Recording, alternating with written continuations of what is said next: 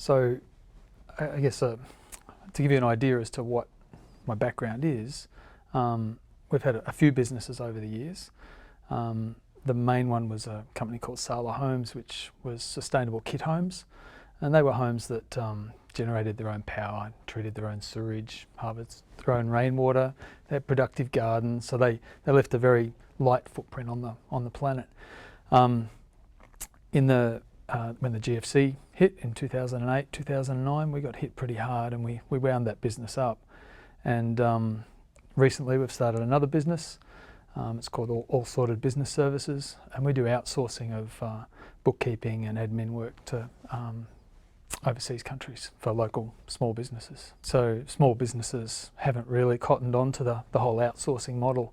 Large companies do it, and there's a real opportunity for small businesses to do it and do it profitably. So when Sala wound up in 2008, 2009, I went to Iraq and spent 4 years working for the US military as a contractor. And I had about 20 accountants working for me that were from Sri Lanka, India, Nepal, the Philippines. And so I spent 4 years training them up.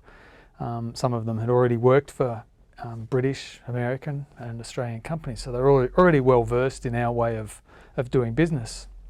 And when we left Iraq, I just saw this huge opportunity. These guys that knew QuickBooks and MYOB and all the systems that we already have, and they were going to go home and go back to their villages and forget all this stuff. So there was an opportunity to engage these guys and get them working with Australian businesses. So that's how that came about.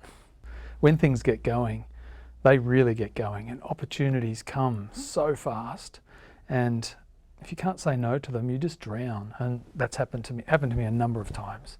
And I'm slowly learning that you've got to be very picky about what opportunities you chase. And it really comes down to the bottom line. They've got to stack up. Like, you can't do them because it sounds like a promising idea. It's got to actually make sense financially. Yeah. I don't know if you want some more, but I can give you some more. Is there a way to work out if they are financially sustainable beforehand? For me, is have a very clear idea as to what you're doing and how you're going to do it, and then it's really easy, because it either fits into where you're going or it doesn't. And if it doesn't fit, you've got to discard it. And what I actually find is often when opportunities come up that don't fit, you can point people off in other directions, and that always comes around and helps you out down the track. So passing those leads on to other people has worked really well for me. So sharing. Independence is huge.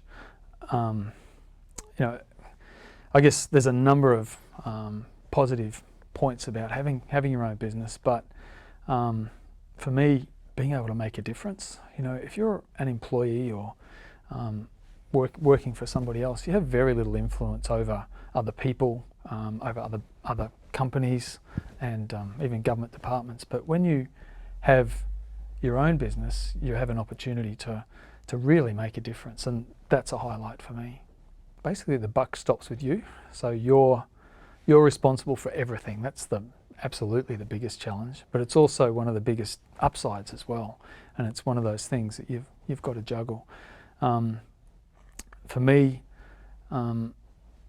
being responsible for not just your staff but your finances, for everything, it's a struggle. And following on from that is work never stops. You're always working. You know, you might not be sitting at your desk, but your brain is always going, and that's certainly one big challenge of having your own business. So at the moment, with All Sorted, we have 3 employees. With Sala, we had up to 20, and then we had salespeople and contractors as well. But the key is, in my view, is reduce the number of actual employees you have and keep your overheads low. It's funny, leadership it's a funny beast. Everyone has a different idea as to what leadership is. For me, leadership is about inspiring and encouraging people, having a vision and getting people to follow you in achieving that vision. As far as that goes, leadership is a huge part of everything that I've done. I think communication, which is a part of leadership, in my view, is critical. You know, if you can't communicate what's going on up here, you stand still. You're dead in the water. For me, your leadership style changes depending on the situation and the people that you're dealing with. So I've had to learn a number of different ways of leading people, and you know, that's certainly one of the, I guess, the biggest things that I've learnt is how to manage different people. And it's actually, leadership and management are very close together, but they're two very different beasts as well. And I just used those words interchangeably then, and it sort of occurred to me that they are different, but they're very closely related. Yeah. You mentioned selling, and that's what it is. You're selling yourself, you're selling the business, you're selling the concept, and that's a huge part of leadership, is selling it. Yeah. Sale of Homes won't be revived from me, but I've helped a number of people who are looking at similar sort of ventures.